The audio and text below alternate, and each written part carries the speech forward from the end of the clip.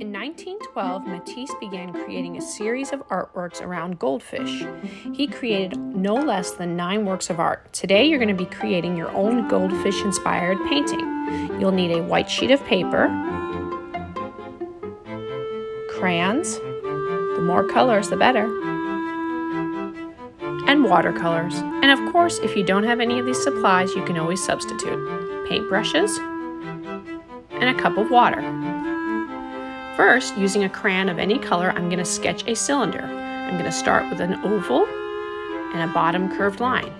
Then I'm going to create the table around it. Don't forget your water line. And now I have a 3D bowl. Inside are going to be my goldfish. I'm making them in the style Matisse, but you can make them any way you want. There's 3 goldfish. Above them are the reflections. In the background, I'm going to create my wall. Since Matisse was inspired by African prints, I'm going to create my own print. I'm going to add some leaves.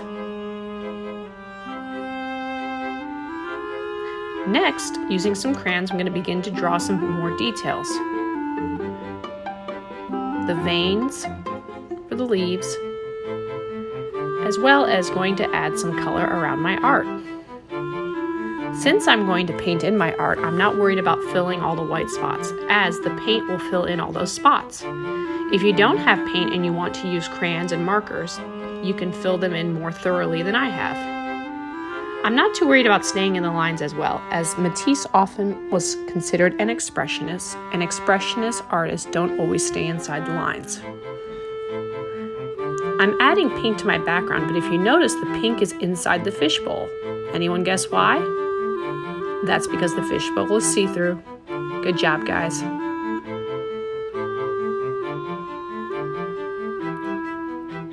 Some blue for my water.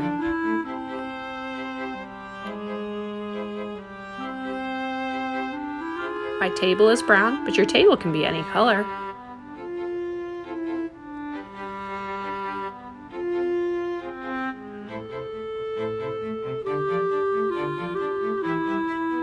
And my middle ground. Can anyone guess what's in the foreground? That's right, your goldfish. Good job, guys.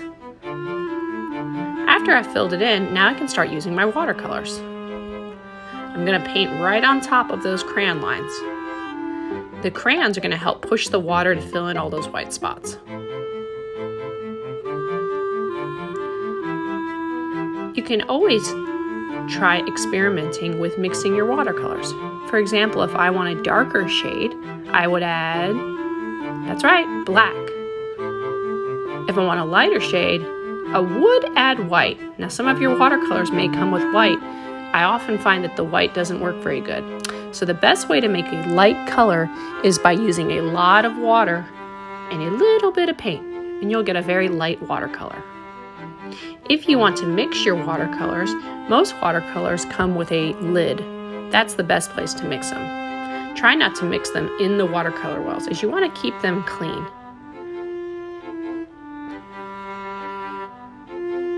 Now I'm matching my colors with my crayons, but if you want to mix things up, mix things up. I love how the crayons show when you use a different watercolor. Now, as I'm painting, I try not to paint things that are next to each other. For example, if you notice, I haven't painted my goldfish yet.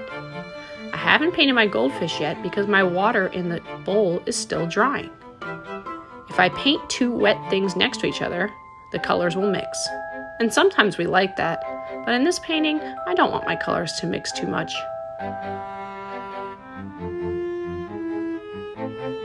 I used red for my background because I used pink crayon, and I love how the pink shines through the red, creating almost like a wall print paper.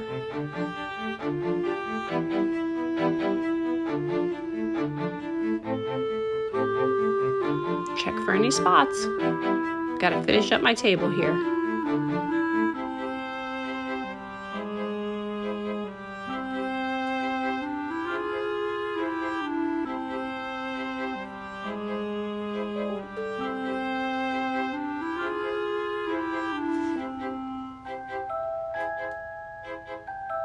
Lastly, once your painting is dry, you can go back over your lines with a crayon or a pastel or even a marker. Think about how you can add some shadows and some different lines to enhance your drawing. Re-outlining, retracing, or just adding some extra lines to make it more interesting.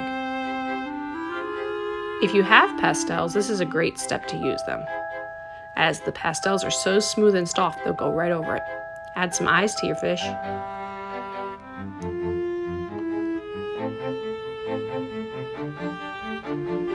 Good job, everyone. Don't forget to sign your name at the bottom and upload your art online when you're finished.